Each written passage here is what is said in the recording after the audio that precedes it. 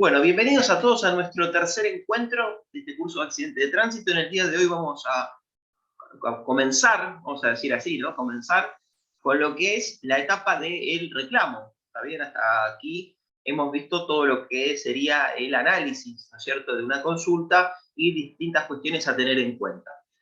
Hoy vamos a ver, para el caso, obviamente, de tener un caso en el cual hemos analizado la responsabilidad y el caso en sí, vemos que el reclamo del mismo es viable. Bueno, vamos a ver el tema de el armado del reclamo y la presentación, ¿no? Cómo hacer efectivo el reclamo de nuestro cliente.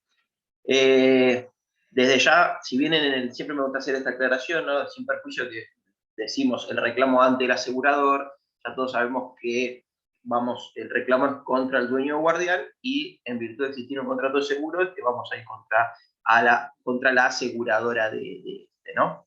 Pero bueno, lo que veo es que no hay una acción directa contra la misma. Bueno, habiendo realizado el análisis de responsabilidad y del caso, siempre debemos consultarle al cliente cuáles han sido los daños sufridos por parte de él, ¿no? ¿Cuál es lo que vamos a reclamar? Me voy a adelantar un poco y voy a decir que en toda instancia que no sea judicial, las compañías de seguro van a estar dispuestas a negociar los siguientes conceptos, que son las lesiones, que en realidad no son lesiones, sino que eh, es incapacidad física sobreviniente que pudiera tener el reclamante, requirente, actor, a raíz de el hecho, el siniestro.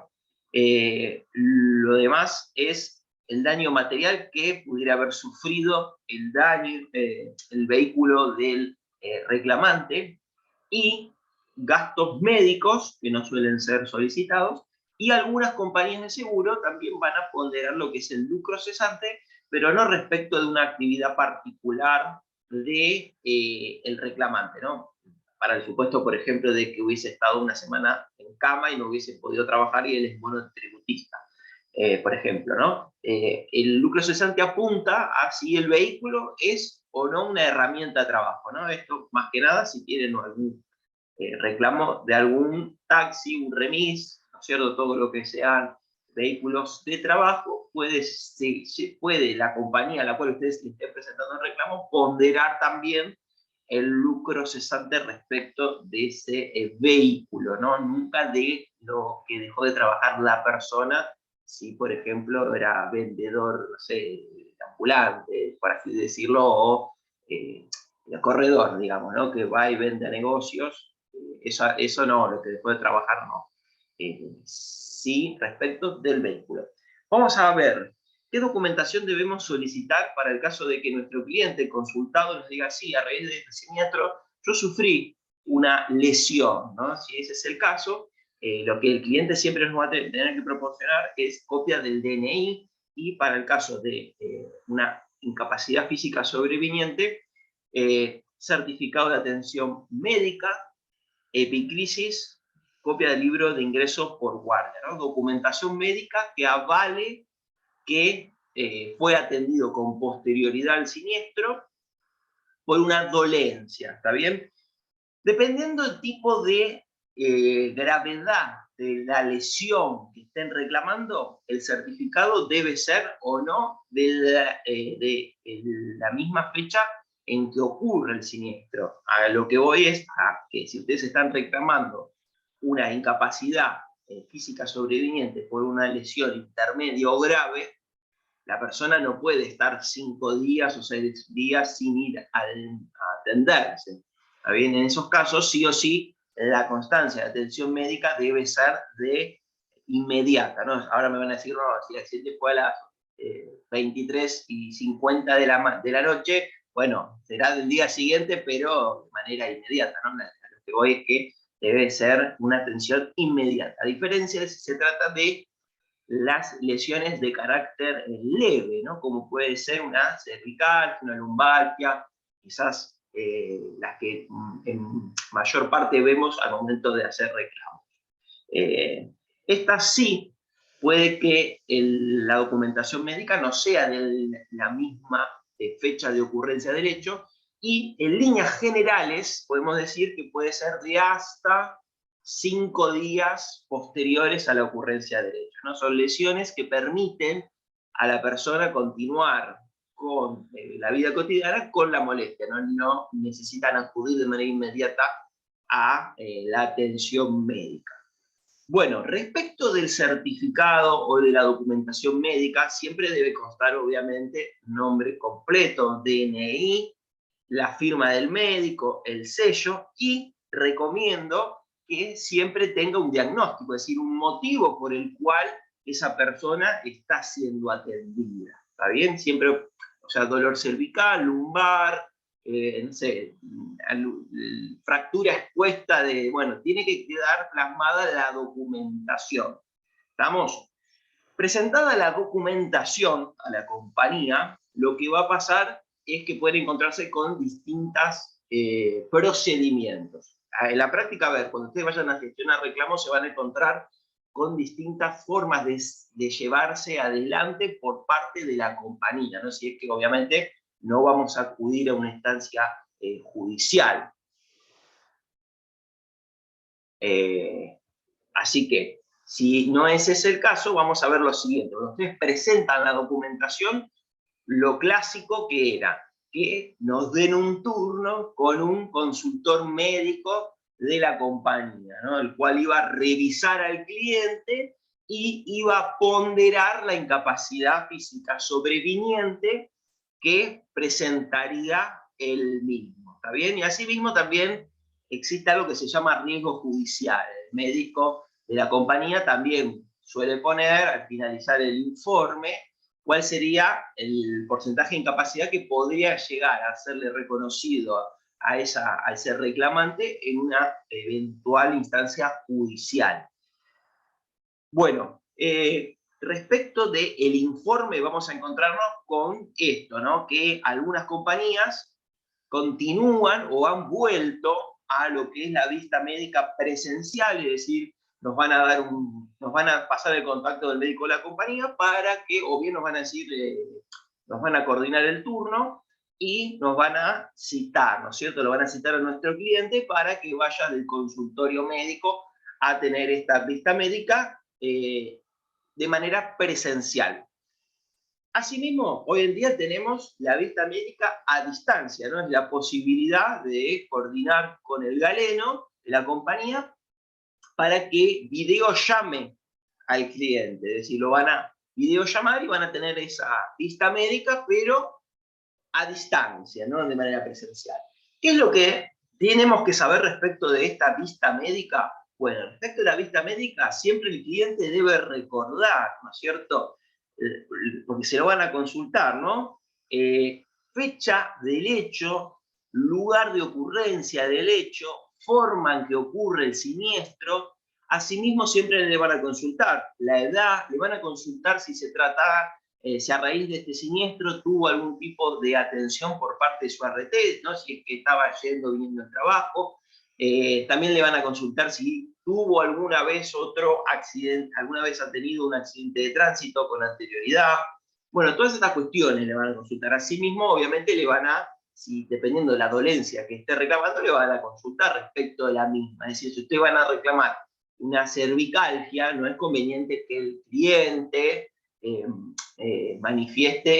no manifieste ningún síntoma compatible con la misma. Es decir, el cliente debe asistir a la vista médica sabiendo cuál es la incapacidad, es decir, la dolencia que presenta, en este caso una cervicalgia, y decir que siente mareos, que no puede estar mucho tiempo ni sentado, ni parado, ni mirando la televisión, tiene a veces ganas de vomitar, ¿no es cierto? Todas cuestiones relacionadas con la dolencia en sí. Respecto al consultor médico también de parte, ¿no es cierto? Así como la compañía tiene un consultor médico que le va a hacer esta evaluación y le va a informar cuál es el porcentaje de incapacidad, ustedes tienen la posibilidad de que a esta vista médica, ya sea presencial o virtual, vaya el cliente con un médico nuestro.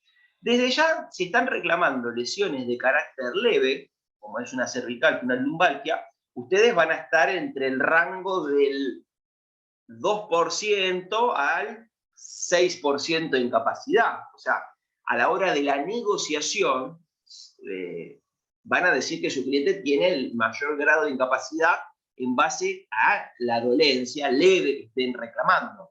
¿Está bien? A lo que voy es que quizás si están reclamando una dolencia leve, no se justifica el hecho de entrar en el gasto del médico. ¿Estamos? Porque ya saben cuál es el porcentaje máximo que podría llegar a tener el reclamante. En cambio, si están reclamando una lesión intermedia o grave, quizás incluso para ustedes también sea provechoso tener un especialista y que éste les diga con mayor certeza cuál es el grado de incapacidad que presenta el cliente. ¿Está bien? Esto es así porque justamente van a ver que realizada la vista médica, va a haber una negociación donde la compañía va a negociar y va a decir que tiene un bajo porcentaje. Si se tratan de lesiones leves, obviamente va a decir que tiene un porcentaje bajo de incapacidad, ¿no es cierto? Y demás.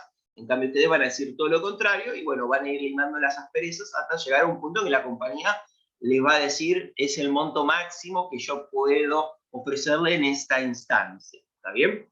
Bueno, el otro supuesto es el supuesto no de la vista médica, sino el de la auditoría de la documentación médica que presenten. Es decir, que el consultor técnico médico de la compañía no va a citar a nuestro cliente, sino que la compañía les dice, nosotros no hacemos vista médica, sino que auditamos la documentación que usted presente. ¿Está bien? Así que en ese caso no hay vista médica. Y el otro supuesto es de algunas compañías que trabajan con montos preautorizados. ¿Qué quiere decir esto? La compañía y las personas que llevan adelante los reclamos, la compañía ya automáticamente le dice, bueno, si a vos te presentan un certificado médico en el cual estamos hablando obviamente de lesiones de carácter leve, yo ya te autorizo a vos a negociar en base obviamente a la responsabilidad hasta X monto, ¿no? Por decir algo. Lesiones leves, vos podés negociar, cuando ya automáticamente te presentan la documentación, podés negociar hasta 80 o 100 mil pesos, ¿está bien? Sin necesidad de realizar una vista médica. Esto lo que busca la compañía es celeridad y darle una resolución rápida a el reclamante, ¿está bien? Respecto a un tema que es muy consultado, ¿no es cierto? Es cuánto reclamar, cuánto es lo que corresponde, ¿no es cierto? Como les decía, en esta instancia, en la cual ustedes van a estar negociando para llegar a un punto de acuerdo, no podríamos decir cuál es el monto que le corresponde al cliente, ¿no? Para ello quizás deberíamos acudir a una instancia judicial y ahí sí podría llegar a tener el monto que realmente le corresponde. En este caso, vamos a tener que tener en cuenta mucho la jurisdicción en la cual vamos a presentar eventualmente la demanda. ¿Por qué es esto? Porque en lo que es la cuantificación del daño, podemos encontrarnos tanto con caracteres objetivos de cuantificación de daño como caracteres subjetivos de cuantificación de daños. Si ustedes están en una jurisdicción que el carácter de cuantificación de daño es objetivo, significa que los jueces aplican alguna de las fórmulas que son traídas desde el fuero del trabajo, más precisamente de lo que se aplica en ART, que pueden ser las fórmulas Woto, Méndez, Marshall, Asiardi, en la cual, ponderando la edad del reclamante, el salario promedio de los últimos meses, el grado de incapacidad y la fórmula que dé, ¿no es cierto? Que algunas, no recuerdo bien, algunas fórmulas van hasta los 65 años de edad, otras entienden que el daño va más allá del aspecto laboral y van incluso hasta los 72 años y demás, ¿no es cierto?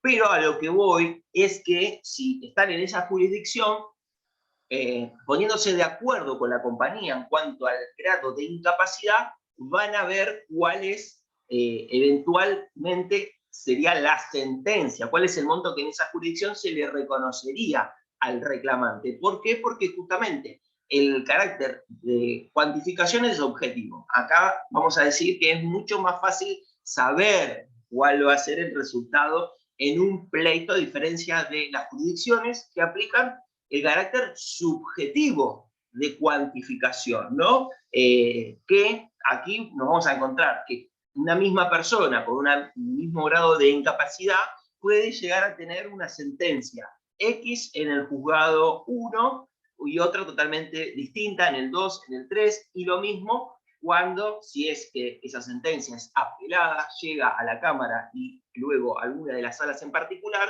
cada sala va a tener un criterio.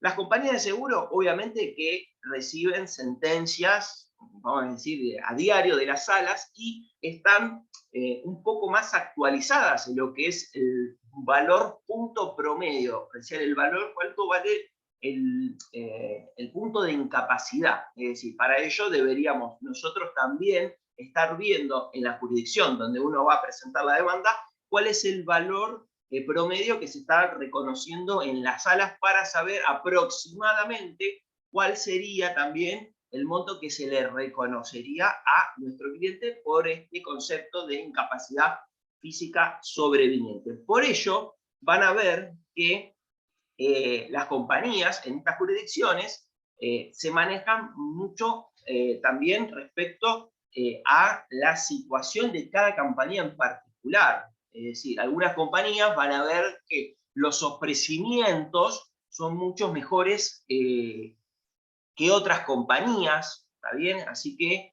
esto del valor punto en esta instancia no judicial también es bastante particular para el supuesto de con quién estoy negociando, ¿no? Así que eso en la práctica lo van a ver mucho cuando empiecen a ver cómo en algunos casos reciben un ofrecimiento muy superior, es decir, una persona con la misma circunstancia recibe un ofrecimiento muy superior a otra, y estamos hablando de dos compañías quizás que también tienen gran diferencia de cómo están en el mercado, ¿está bien? Así que como la compañía no deja de ser también una empresa, la compañía se les baja una línea, es decir, cuánto vamos a negociar por las lesiones, ¿estamos?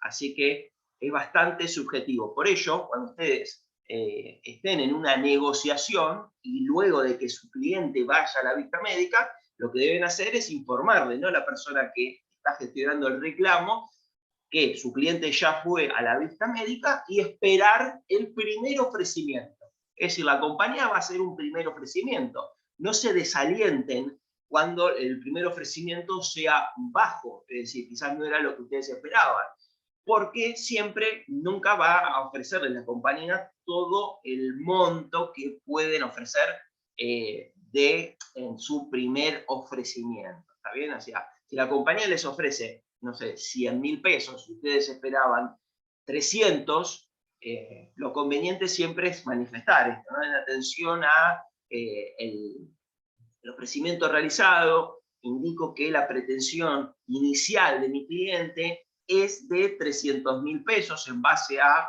la responsabilidad del asegurado de la compañía, la incapacidad que presenta, que es del orden del, si son leves, vamos a decir 6-7%, a los fines conciliatorios, nosotros podríamos reconsiderar nuestra pretensión y tratar de llegar a un acuerdo satisfactorio para ambas partes en 200.000 pesos, ¿no? Y ahí la compañía, ustedes van manifestando cierto también ánimo conciliador, y la compañía va a ir haciendo un nuevo ofrecimiento hasta que justamente le va a decir, bueno, hasta aquí es el monto máximo que yo como autorizado que tengo por parte de la compañía, ¿no? Lo que ustedes van a gestionar en esta instancia es tratar de llegar al monto máximo que la compañía puede llegar a ofrecerles para evitar tanto ustedes como la compañía la judicialización del reclamo, ¿no?, que vamos a ir viendo más adelante, que lleva todo un trámite.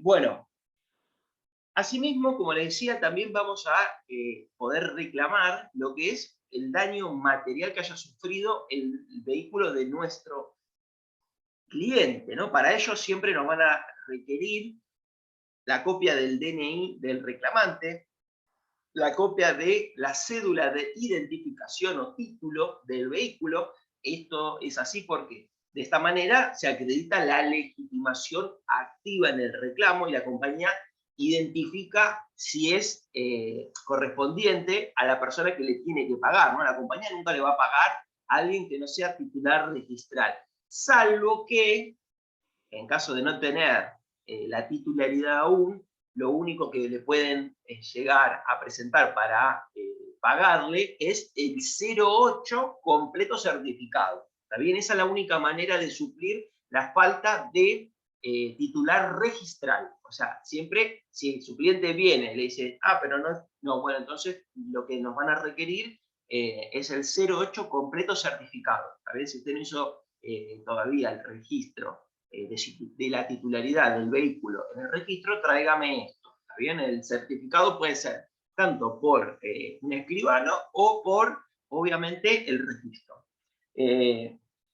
Siempre verifiquen para el supuesto de que les presenten la cédula de identificación, esto es algo muy común, si la cédula dice y otro, ¿no? Dice la persona que está consultándoles y otro. En ese caso, pregúntale, ¿quién es este y otro? Bueno, es mi esposa, no sé, mi hermano. Bueno, en este caso también voy a necesitar que me traiga o el título o bien la cédula con la identificación del nombre de ese y otro, del otro titular, y también el DNI. Toda vez que en caso de acuerdo van a tener que ambos firmar la aceptación del mismo. ¿Está bien? Bueno, asimismo siempre nos van a requerir fotografías de los daños que estamos reclamando, los daños materiales, y un presupuesto de reparación. Al cliente le van a decir lo siguiente. Respecto de las fotografías, ustedes le deben decir al cliente que por cada concepto indicado en el presupuesto de reparación, debemos acompañar una imagen. ¿Está bien? Esto es así, ¿por qué? Porque así como la compañía tiene un consultor médico, también tiene un consultor técnico-mecánico que va a cuantificar el daño a partir de las imágenes que ustedes aporten. ¿Está bien? En líneas generales, la cotización se va a hacer a partir de las fotos y el presupuesto que envíen.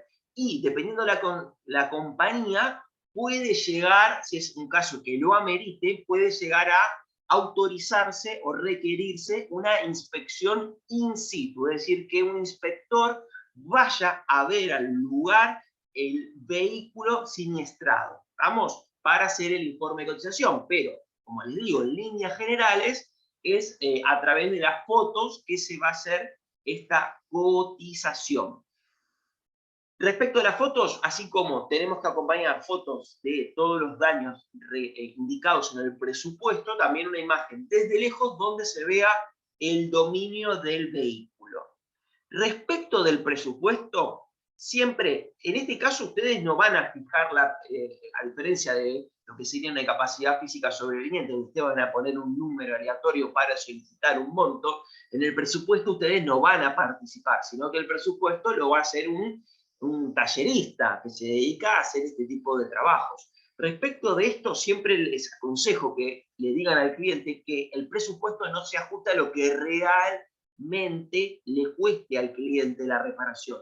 Esto así, ¿por qué? Porque la compañía siempre va a tener los mejores, en los informes de cotización va a tener los mejores valores de repuestos y de mano de obra. Es decir, que ustedes pueden estar presentando un presupuesto que realmente son 100.000 pesos y a la compañía quizás puede llegar a coincidir, pero también puede llegar a no coincidir y ser de 90, por ejemplo. Y la compañía, como les dije, el primer ofrecimiento no va a trasladarles todo lo que tenga, les va a, obviamente, decir, si tiene 90, va a ofrecer quizás 70, como para empezar bien de abajo, y ustedes tengan un poquito que remar en la negociación. Si ustedes ya arrancan desde el monto tope que necesita el cliente para reparar el vehículo, les va a ser muy difícil negociar. Por ello, siempre es conveniente empezar un poquito más arriba, en este caso 120, y quizás ir achicando la brecha, y es muy probable que la compañía pueda llegar a ofrecer incluso un poco más de lo que le dé el informe de cotización, si es esa la política que tiene la compañía, ¿no? Quizás otras compañías se ajustan a lo que le dé el informe de cotización. Asimismo, lo van a requerir siempre la denuncia de siniestro y el certificado de cobertura. ¿Se acuerdan que en la primera clase yo les dije que independientemente de la responsabilidad del cliente, siempre si está asegurado va a tener que formular la denuncia de siniestro? La denuncia de siniestro nos va a ser requerida para hacer la compañía el análisis de responsabilidad. Es decir, van a leer la denuncia de nuestro cliente y la denuncia de su asegurado. Y allí van a hacer el análisis de responsabilidad, y luego también el cotizador de daños va a analizar la relación causal entre los daños que están reclamando con los daños que ha denunciado el asegurado. ¿Está bien? Es decir, si ese presupuesto, como decía en la clase 1, introduce daños que nada tienen que ver con el hecho, también no van a ser tenidos en cuenta por parte del cotizador, y así lo va a informar el perito técnico de la compañía. Respecto al certificado de cobertura, el mismo es solicitado por dos razones. Y siempre les recomiendo que también, a veces algunos clientes nos traen la documentación o nos van pasando la documentación a cuentagotas, ¿no es cierto? Y quizás es conveniente que no sea presentada toda la documentación junta, o por lo menos el certificado de cobertura. ¿Por qué? Porque puede ser que el cliente tenga un daño, como me ha pasado a mí, de 1.000.000 de pesos, y al final de todo me pasó el certificado de cobertura y tenga ya él una cobertura que cubría los daños parciales por accidente con una franquicia de 15.000 pesos.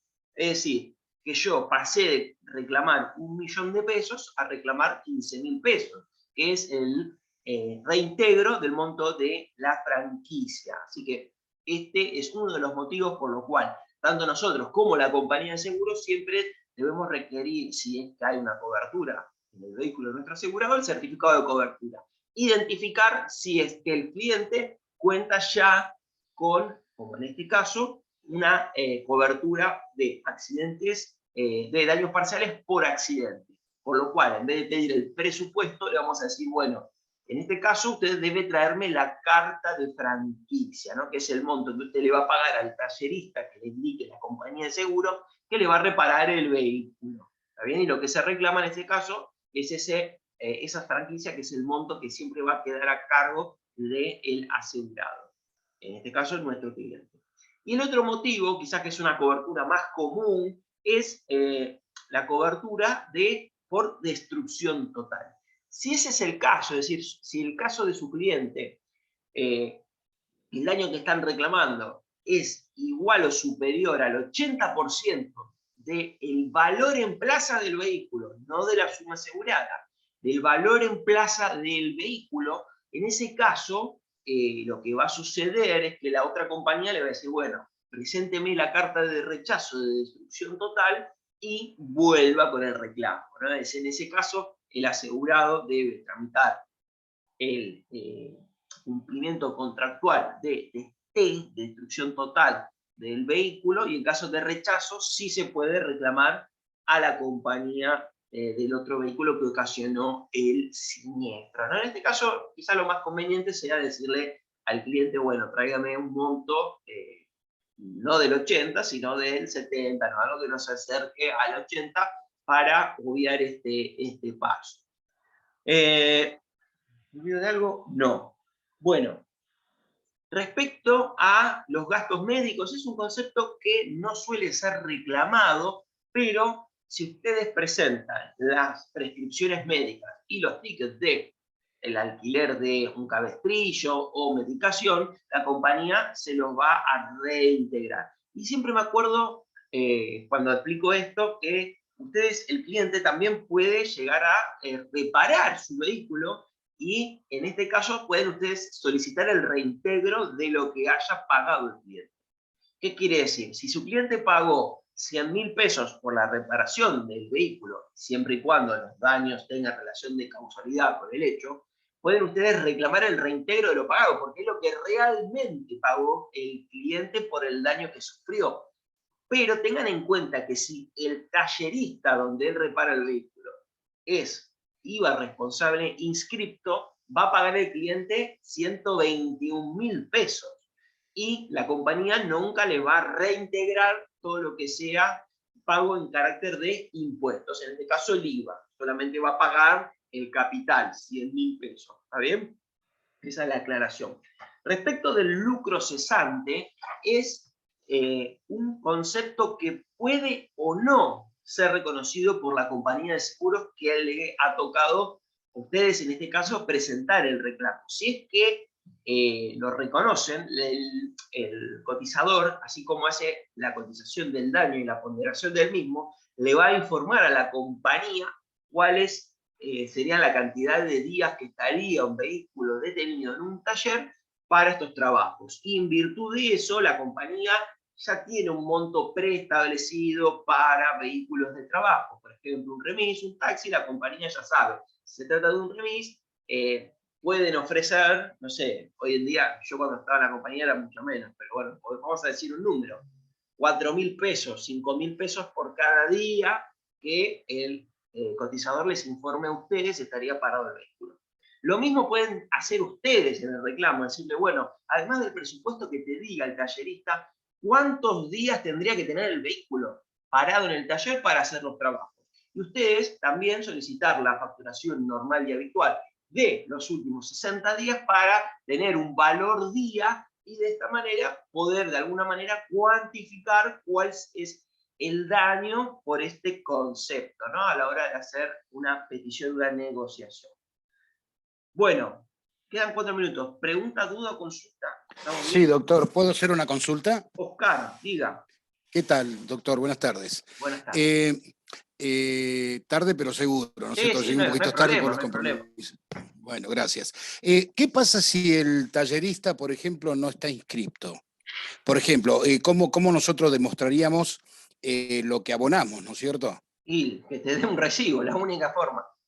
Es la Claro, única claro, forma que claro. tenga un recibo, que le pagó, ¿está bien? Es decir, Con la la, firma, ¿no es cierto? Y todos los datos del claro, tallerista, digamos, una factura, una una factura. factura. Hay talleres, quizás, que es una persona que recién empezó y no es inscripto. Yo la verdad que la parte contable no sé si el tallerista ya se da de Claro, alta claro, y tiene que ser inscripto. Yo he visto claro. facturas de talleres que no, o sea, recién arrancan y quizás le ponen la categoría Una factura común, una de, boleta común. claro, una factura. Eh, Está muy bien. Así que en esos Gracias, casos doctor. sí. No, de nada. Bueno, ya para ir terminando, en lo que sería una eventual entrevista, además de identificar lo que hicimos hasta aquí, que fue identificar los daños y solicitar la documentación y saber por qué nos piden esta documentación. Por último, siempre es conveniente consultarle al cliente si a raíz de la ocurrencia del hecho cuenta con elementos para acreditar el mismo, es decir, que haya ocurrido el mismo. Es decir, cuenta usted con testigos, participó ambulancia, móvil policial, existen actuaciones sumariales. ¿Esto por qué? Esto lo consultamos ahora para una eventual iniciación de demanda donde debamos acreditar la ocurrencia del hecho. ¿Está bien? Así que ya en esta entrevista inicial le vamos a consultar si cuenta ya con estos elementos para acreditar la ocurrencia del hecho en un juicio. Si no cuenta con ninguno de estos elementos, ya vamos a ver cómo podemos probar la ocurrencia del hecho ante la carencia de los mismos, ¿no?